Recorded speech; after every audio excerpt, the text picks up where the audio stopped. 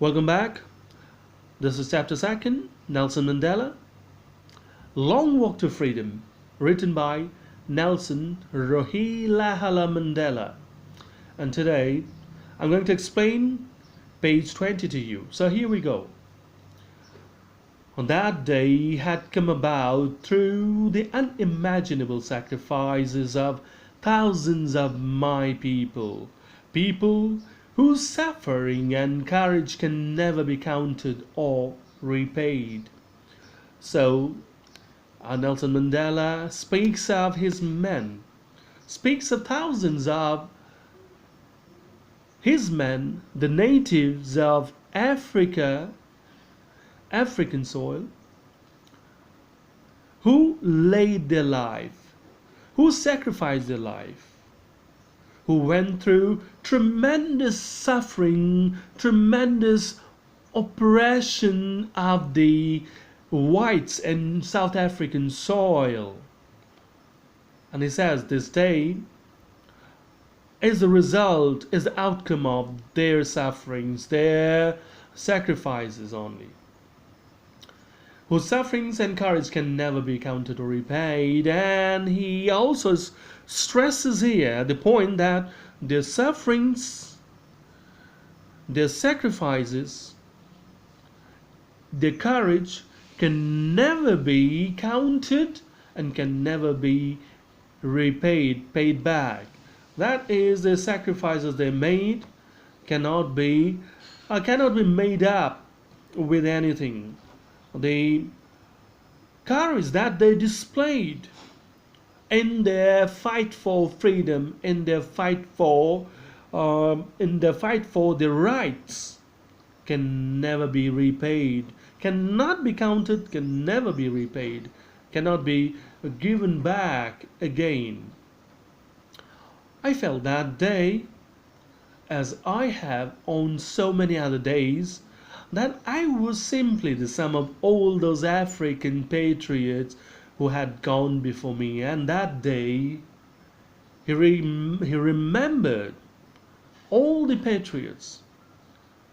He recalled the sufferings and sacrifices and the courage of all the patriots who laid down their life, who died before, who sacrificed their lives, and who could not see this grand day, this day of the establishment of their rights.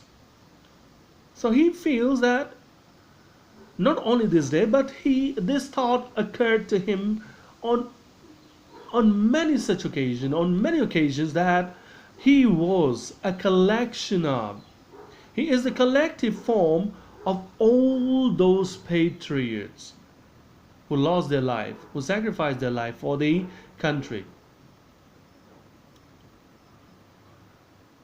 That long and noble line ended and now began again with me.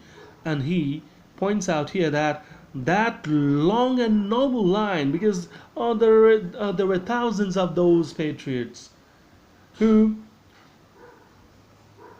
dared to fight against, who challenged the system, who challenged the government of the whites. So he feels that long line ended with him. That came to an end at him, and that long and noble line, supreme line, again starts with him. That is, you see, they laid down their lives, they sacrificed their lives. So here, with the end of the oppression, that line ended. That line of patriots, that sacrifices, those who laid down their life, that line ended. Now no one will die for the freedom of the country, fighting for the rights. But now, again, a long and noble line starts. That for the restoration, that for the uh, development and growth, not restoration, but the development and growth of this democracy. The chief democracy, but that was to nurture, that was to nourish, that was to groom. And here, such men, the line of such men start from him only, from there. That is, he took he took this as a challenge to take this democracy forward, and not only to take the democracy forward, but also to sustain it. Was able to thank again. So I was pained that I was not able to thank them, and that they were not able to see what their sacrifices had wrought. And he was pained. Today, when the country got freedom, say freedom, when the country got democratic rights, or say the country established or installed or is going to install the democracy, on such a day, he is not able to thank those people who fought for the country. And that feeling, that thought gives him pain, because he is not able to thank them, and that they were not able to see their sacrifices, what their sacrifices had wrought, what their sacrifices achieved, had resulted. So it gave him pain.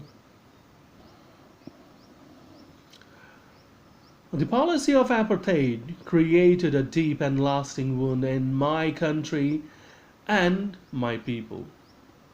The policy of apartheid, the policy of neglecting, ignoring, and punishing and oppressing the blacks, secluding them,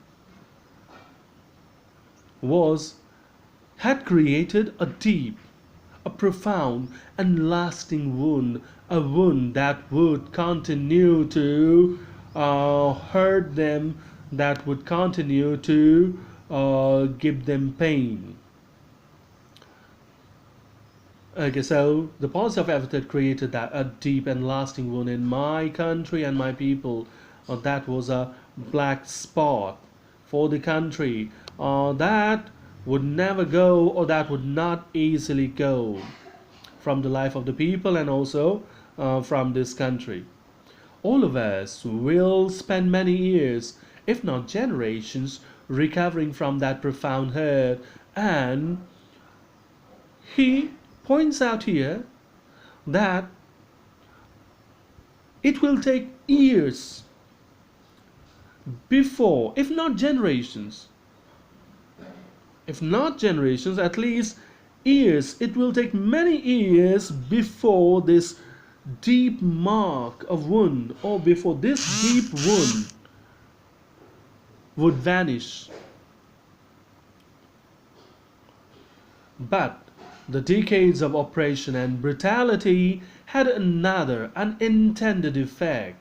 But he also points out a particular area where he found that this had resulted in some positive things. And what were those positive things? Let's say, and that was that it produced the Oliver Tambos, the Walter Sisulus, the Chief Lutulis, the Yusuf Dadus, the Bram Fishers, the Robert Sobuquis of our time. That is, the oppressive government of the whites created a mass of great men as mentioned here: Tambos, Sisulus, Lutulis, Yusuf Dadus, Bram Fisher, Robert Subuquay, and all. It produced such great personalities, such great men of such extraordinary courage, wisdom, and generosity, that their like may never be known again, that it produced such great men, such great people who whose life were created, whose life were characterized by courage, wisdom, and generosity. They were the epitome of courage, they were the epitome of wisdom, they were the epitome of generosity. Excuse me. On that, on people of their character may never be born again. Perhaps it requires such